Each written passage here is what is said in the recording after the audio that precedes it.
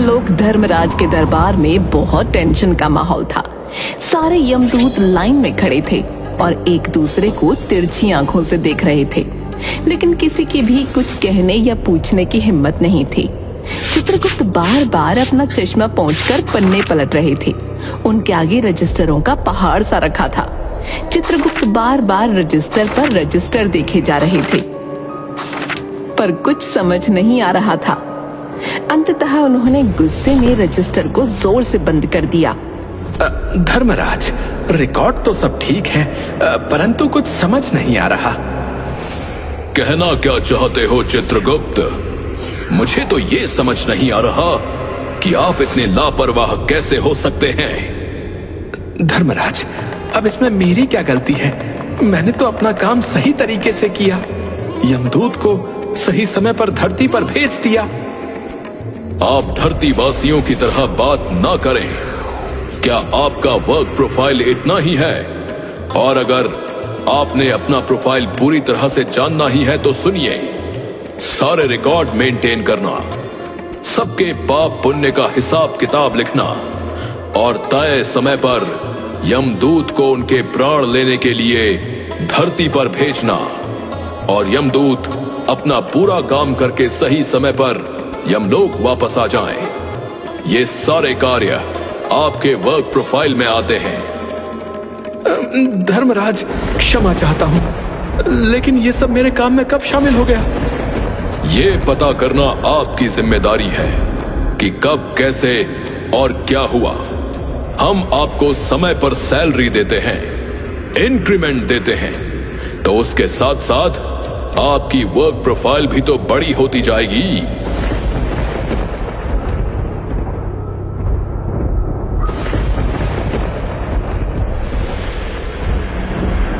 धर्मराज, मनसुख के प्राणों ने 5 दिन पहले ही उसके शरीर को छोड़ दिया था और वो यमदूत के साथ यमलोक के लिए निकल चुका था।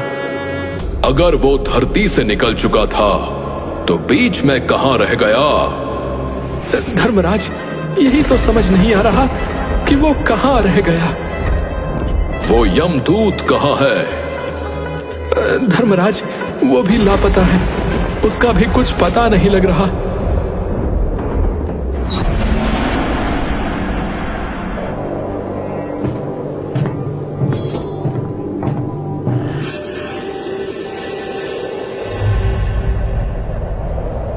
अरे, आ गए तुम? कहां रह गए थे इतने दिन? और ये बताओ, उस मनसुख के प्राण कहां हैं? दयानिधि, क्षमा करें, मुझे तो खुद समझ में नहीं आ रहा। आज तक मैंने कभी धोखा नहीं खाया, पर उस मनसुख के प्राणों ने मुझे चकमा दे दिया। साफ साफ बताओ, हुआ क्या है? महाराज, 5 दिन पहले जब मैं मनसुख के प्राण लेकर इस लोक की यात्रा के लिए निकला, तभी कुछ क्षणों के बाद ही एक तीव्र वायु तरंग उठी और वो मेरे चंगुल से छूटकर न जाने कहां गायब हो गया। गायब हो गया? गायब हो गया का क्या मतलब है? दयानिधि, पिछले 5 दिनों से मैंने सारा ब्रह्मांड छान डाला, पर उस मनसुख के प्राणों का कहीं पता नहीं चला। मूर्ख, प्राणों को लाते लाते बूढ़ा हो गया, फिर भी एक मामूली बूढ़े आदमी के प्राण ने तुझे चकमा दे दिया। महाराज, मेरी सावधानी में बिल्कुल कसर नहीं थी। मेरे इन अभ्यस्त हाथों से अच्छे अच्छे वकील भी नहीं छूट सके, पर इस बार तो कोई इंद्रजाल ही हो गया होगा जो इस मनसुख के प्राण मेरे हाथों से छूट गए। महाराज, आजकल पृथ्वी पर इस प्रकार का व्यापार बहुत चला है। लोग दोस्तों को कुछ चीज भेजते हैं और उसे रास्ते में ही रेलवे वाले उड़ा लेते हैं। पार्सलों में से कपड़े गायब हो जाते हैं और वही कपड़े अफसर के शरीर पर नजर आते हैं। एक बात और हो रही है, राजनीतिक दलों के नेता विरोधी दलों के नेताओं को उड़ाकर बंद कर देते हैं। मुझे तो लगता है कि मनसुख के प्राणों को भी किसी विरोधी ने मरने के बाद उड़ा लिया। आपकी भी रिटायर होने की उम्र आ गई है। भला उस मनसुख जैसे भूखे नंगे को कौन ले जाएगा? और उससे किसी को क्या लेना देना होगा।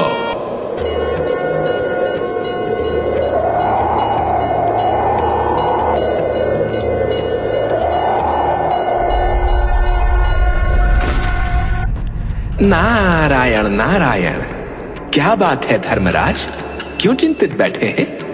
क्या नर्क में निवास स्थान की समस्या अभी हल नहीं हुई? वो समस्या तो कब की हल हो गई मुनिवर।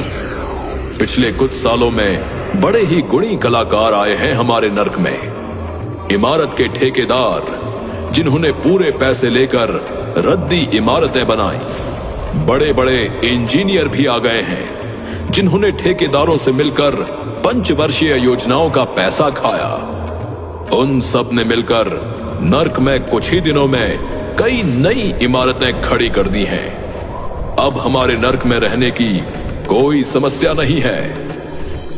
नारायण नारायण, ये तो बड़ी अच्छी बात है धर्मराज, परंतु आपके चेहरे को देखकर लगता है कि कोई समस्या है। समस्या बड़ी विकट है नारद मुनि जी। मनसुख नाम के एक आदमी की 5 दिन पहले मृत्यु हुई है। उस आदमी के प्राण 5 दिन पहले उसके शरीर से निकाल लिए गए। ये दूत उसके प्राणों को लाने के लिए गया था। नारायण नारायण, इसमें उलझन क्या है? ये तो आपका नित्य का काम है धर्मराज। उस मनसुख के प्राणों ने बीच रास्ते में ही हमारे दूत को चकमा दे दिया। इसने सारा ब्रह्मांड छान डाला, पर वो कहीं नहीं मिला। अब अगर ऐसा होने लगेगा तो पाप पुण्य का भेद ही मिट जाएगा। नारायण नारायण, ऐसा तो नहीं कि मनसुख का इनकम टैक्स बाकी हो और इनकम टैक्स वालों ने उसे रास्ते में ही उड़ा लिया हो। इनकम होती तो टैक्स होता ना, भूखमरा था मनसुख। नारायण नारायण, मामला तो बड़ा दिलचस्प है। आप मुझे उसका पता बता दीजिए, मैं पृथ्वी पर चक्कर लगा कर आता हूं। अब मनसुख नाम था उसका। ललितपुर शहर में मोहनलालपुर मोहल्ले में नाले के पास एक कमरे के टूटे फूटे मकान में अपने परिवार के साथ रहता था। पत्नी, 2 लड़के और एक लड़की थी। उसकी उम्र लगभग 75 साल थी। मकान भी किराए का है। पिछले 1 साल से किराया नहीं दिया था उसने। नारायण नारायण, अगर लुच्चा मकान मालिक होगा तो अब तक तो उसके परिवार को निकाल बाहर फेंक चुका होगा। फिर भी मैं देखता हूं उस पते पर जाकर।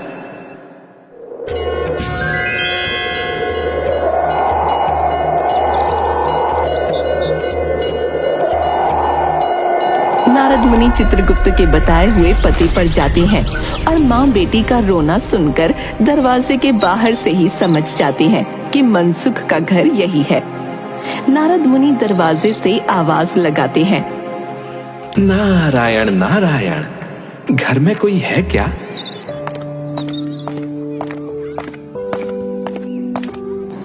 आगे जाओ महाराज, हमारे घर में शोक है, हम तुम्हें कुछ नहीं दे सकते। नारायण नारायण, मुझे भिक्षा नहीं चाहिए बच्ची। मुझे तुम्हारे पिता मनसुख के बारे में कुछ पूछताछ करनी है। जरा अपनी माँ को बाहर बुला दो।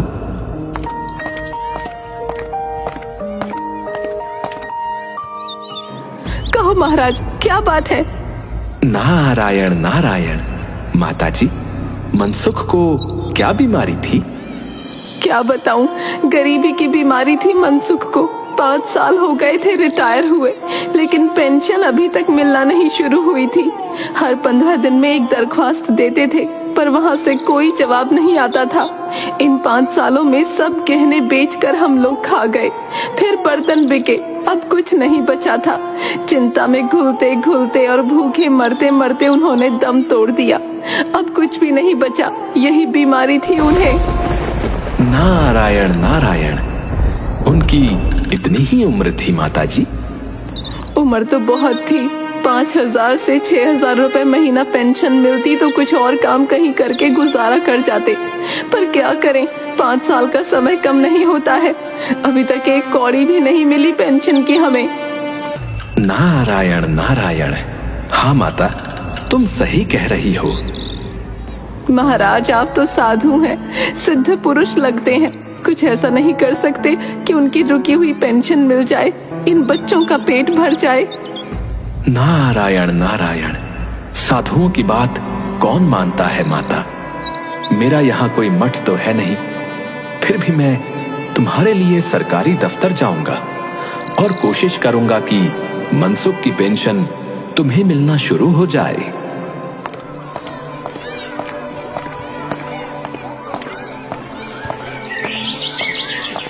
नारद मुनि वहां से सीधा सरकारी दफ्तर पहुंच जाते हैं। वहां कमरे में बैठे बाबू से मनसुख के बारे में पूछते हैं। अरे ऐसा है, मनसुख ने पेंशन के लिए दरख्वास्त तो बहुत भेजी, पर उन पर जो है वजन कभी नहीं रखा, समझे। 1 मिनट, इसलिए वो सारी दरख्वास्त कहीं उड़ गई होगी। नारायण नारायण। भाई, यहाँ पर तुम्हारे सामने इतना सारा पेपर वेट तो रखा है, इन्हें क्यों नहीं रख दिया था तुमने? अब आप साधु हैं महाराज, दुनियादारी समझ में नहीं आएगी आपके। 1 मिनट। हाँ, दस्तावेज पेपर वेट से नहीं दबता। खैर, आप जो है उस कमरे में बैठे बाबू से मिलिए। नारद मुनि बड़े बाबू के पास जाते हैं। बड़े बाबू उन्हें दूसरे बाबू के पास भेजते हैं, दूसरा तीसरे के पास और तीसरा चौथे के पास। इस तरह बेचारे नारद मुनि 10 बाबुओं के और अफसरों के पास घूमकर एक चपरासी के पास जाकर बैठ जाते हैं। महाराज, अरे आप क्यों इस झंझट में पड़ गए? अगर आप साल भर भी यहाँ चक्कर लगाते रहे तो भी काम नहीं होगा। हाँ। नारायण नारायण। तुम सही कहते हो भाई, परंतु क्या कोई तरीका नहीं है? अरे आप सीधे बड़े साहब से मिलिए, उन्हें खुश कर दिया तो अभी काम हो जाएगा आपका। हाँ।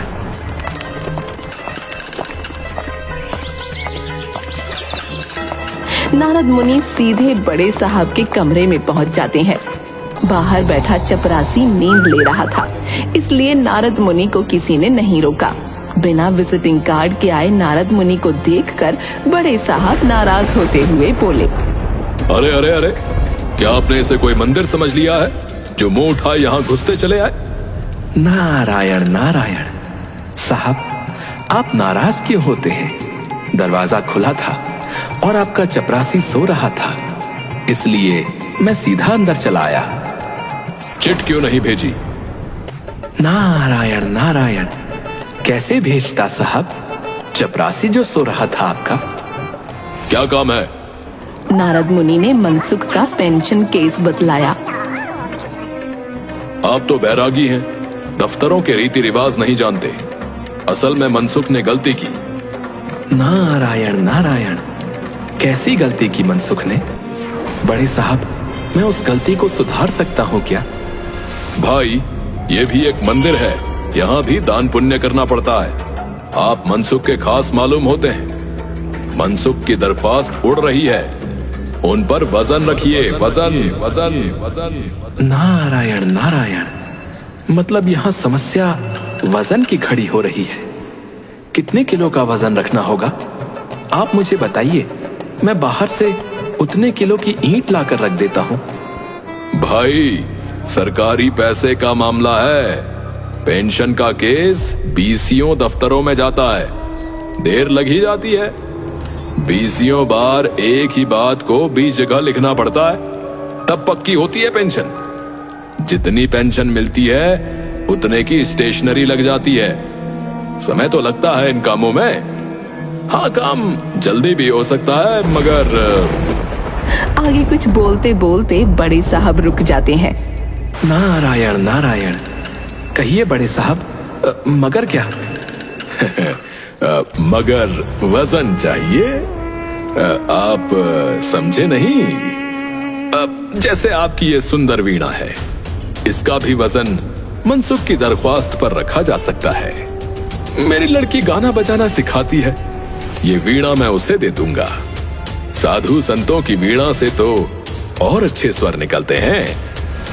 नारद मुनि अपनी वीणा छीनते देख जरा घबराए, पर फिर संभल कर उन्होंने वीणा टेबल पर रखकर कहा, ये लीजिए, अब जरा जल्दी मनसुख की पेंशन का ऑर्डर निकाल दीजिए।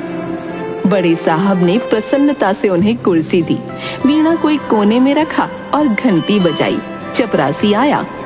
मनसुख के केस की फाइल लाओ। थोड़ी देर बाद चपरासी मनसुख की 100-150 दरख्वास्तों से भरी फाइल लेकर आ गया। उसमें पेंशन के कागजात भी थे। क्या नाम बताया साधु महाराज आपने? मनसुख नाम है, मनसुख। कौन पुकार रहा है मुझे? पोस्टमैन आया है क्या? लगता है पेंशन का ऑर्डर आ गया। नारद मुनि चौंक जाते हैं, परंतु दूसरे ही क्षण बात को समझ जाते हैं। नारायण नारायण। मनसुख, क्या तुम मनसुख के प्राण हो? हाँ, मैं मनसुख का प्राण हूँ भाई। नारायण नारायण। मैं नारद हूँ, मैं तुम्हें लेने आया हूँ। चलो, स्वर्ग में तुम्हारी प्रतीक्षा हो रही है। मुझे नहीं जाना, मैं तो पेंशन की दरख्वास्तों पर अटका हूँ। यही मेरा मन लगा है। मैं अपनी दरख्वास्त को छोड़कर नहीं जा सकता साहब, क्योंकि मुझे जो है पेंशन चाहिए। साधु महाराज, ये लीजिए, मनसुख के पेंशन के कागज साइन हो गए। अगले महीने से मनसुख को पेंशन मिल जाया करेगी। नारायण नारायण।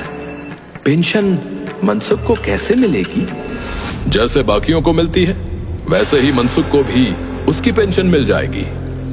नारायण नारायण। उसके प्राण तो अब धरती पर हैं ही नहीं। मतलब? नारायण नारायण। वो स्वर्ग सिधार गया, अपनी पेंशन का इंतजार करते करते। ओहो, अब ये तो बड़ा बुरा हुआ। भगवान उसकी आत्मा को शांति दे। मेरे प्राणों को तभी शांति मिलेगी जब ये पेंशन देंगे। हाँ, नारायण नारायण। साहब, अब तो पेंशन मनसुख की पत्नी को मिलेगी ना? हाँ हाँ, जरूर मिलेगी। बस उसके लिए एक दरख्वास्त देनी होगी। क्या कहा? एक और दरख्वास्त? बड़े साहब, उसके बाद कितना समय लगेगा उसमें? नारद मुनि, आप वापस जाइए। हाँ, मैं तुम्हें साथ लेके जाऊंगा। फिर तो आप भी मेरी तरह एक फाइल देख लीजिए। अब पेंशन का केस है, बीसियों दफ्तरों में जाता है, देर लग ही जाती है। बीसियों बार एक ही बात को 20 जगह पर लिखना पड़ता है, तब पक्की होती है पेंशन। जितनी पेंशन मिलती है उतने की स्टेशनरी लग जाती है। समय तो लगता है इन कामों में, लेकिन आप परेशान मत होइए, क्योंकि अब आपको तो पता ही है कि काम जल्दी कैसे होता है। वैसे आप बहुत समझदार हैं। ये सुनते ही मनसुख के प्राण उसी पेंशन की फाइल में वापस चले जाते हैं और बेचारे नारद मुनि नारायण नारायण करते करते बेहोश हो जाते हैं।